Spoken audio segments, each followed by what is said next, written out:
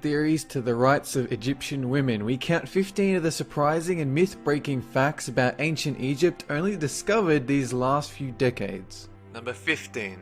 A lot of the pharaohs were, in fact, quite rotund. Art and statues of the ancient pharaohs we find today depict them as thin, fit, and well built. In reality though, most were unhealthy, overweight, some even with diabetes. This mostly comes from their luxurious lifestyle, their diet of bread, beer and wine. Queen Hatshepsut was even morbidly obese and balding, whereas her sarcophagus tried to suggest she was thin and fit. Number 14. Egyptians used antibiotics and did not even know about it. This one is pure blind luck born from pattern recognition over the ages. The Egyptians found that moldy bread or soil, when placed over wounds, it actually made them heal faster. Whereas today we know that antibiotics born from this mold is what can cure you of this potentially fatal illnesses, and they come now in convenient little pills. Number 13. Brains were scooped out with a tiny hook. The mummification process has changed over the centuries, but back in the glory days of Egypt, it was a battle against decaying internal body parts. Their solution was to cut out the lungs, the stomach, the liver and intestines. But instead of making an incision to remove the brain, they used a wire hook to scoop it out piece by piece. This didn't always happen though. There have been plenty of examples where Egyptians instead elected to keep their brain intact, though inevitably it just turned to mush.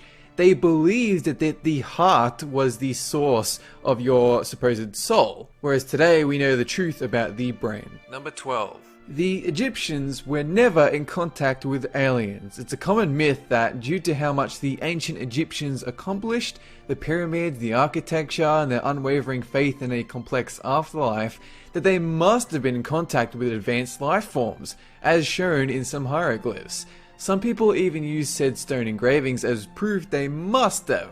But all signs point to logical scientific explanations. The pyramids, for instance, it wasn't beyond the realm of possibility that scholars and architects could have built them at the time.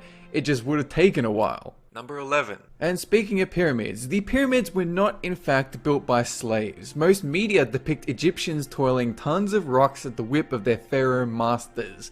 But evidence disproves this in a number of ways. For instance, villages were set up for the workers and their families. They were provided good pay, and their corpse chambers left untouched for thousands of years revealed they were quite well off with luxurious perfumes, golden rewards from the pharaohs, and all manner of food.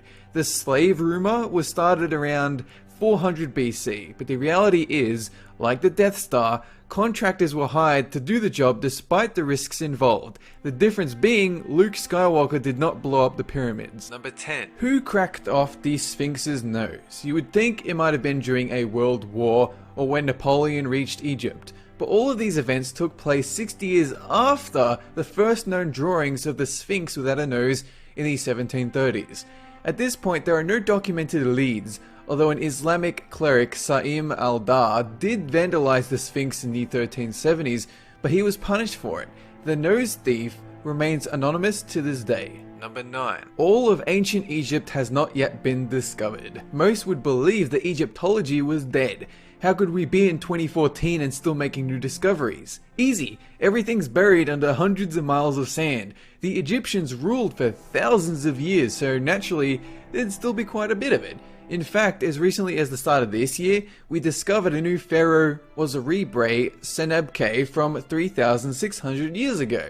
It was buried near the tomb of King Sobekotep from the 13th dynasty, and it came with a whole slew of colored illustrations from the era. Number 8. Egyptian women were equal to men, and in every way this was true. Unlike in Greece, where women were basically owned by their husbands, Egyptian women were legally and financially independent.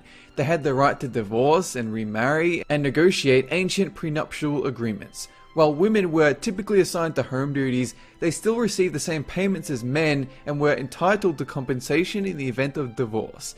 It was a society of tolerance, respect, and equal rights without question. Number 7. Their fashion actually prevented against head lice for the more well-off Egyptians. They wore full wigs. The middle or lower class would wear long hair, often in pigtails.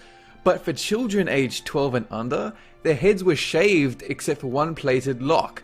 Not only was this a sort of coming of age fashion statement, but it was to prevent fleas and lice attacking children's heads, and like the antibiotic bread, it worked quite well. Number 6. Were Egyptians obsessed with death? The firm answer is not really. However, it's easy to jump to the conclusion they were due to building pyramid tombs, mummifying bodies and preserving them. In reality though, they saw death as simply another chapter in life, where they would continue working for their pharaoh without being held back by their biological forms. We've seen old pottery from their families of the deceased, demanding they get back to work as if they hadn't died at all, they were just being lazy in the afterlife. And they built the pyramids to allow their beloved pharaohs and by proxy the Egyptian people to live on in the glorious afterlife. They didn't see death as you and I see death. Number 5. Pepi II and his honey fly trick. During the 6th dynasty of Egypt's Old Kingdom, we find a 6-year-old pharaoh named Pepi II who managed to live for at least 60 years.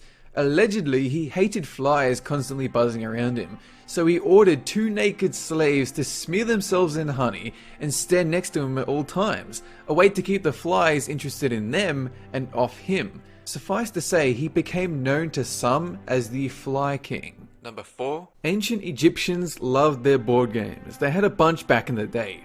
Who can forget such classics as Meehan and Dogs and Jackals? But it was the game of Senet workers and pharaohs alike loved. Rules are still debated among historians, but the gist is, you had a set of pieces along a board of 30 painted squares.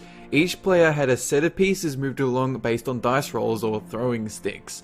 Heaps of paintings depict famous pharaohs playing this game, and Tutankhamun was even buried with a game of Senet. Number 3. Was King Tut killed by a hippopotamus? All signs point to Tutankhamun dying young and instantly, around 19 years of age. The scans reveal he'd been embalmed without his heart or chest wall, and Egyptologists agree there's a high chance it might have been because of a hippopotamus, since they hunted the beast for sports, as shown on statues inside his tomb. As ridiculous as it sounds today, it very well might have been the sharp blow that put this pharaoh out of commission. Number 2. The Curse of the Pharaohs, created purely from media hype and our own faulted ability to recognize patterns. When 8 of the 58 people died following the excavation of Tutankhamun's tomb, it was believed dangerous fungi and gases built up over the centuries might have been responsible for the curse.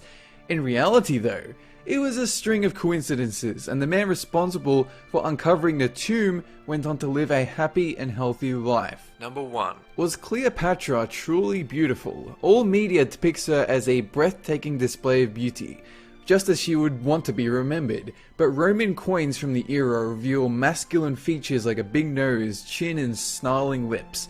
Was this the true depiction of Cleopatra, or propaganda attempting to soil her image? There's no way to find out for sure. That is it for this countdown. Have a good one.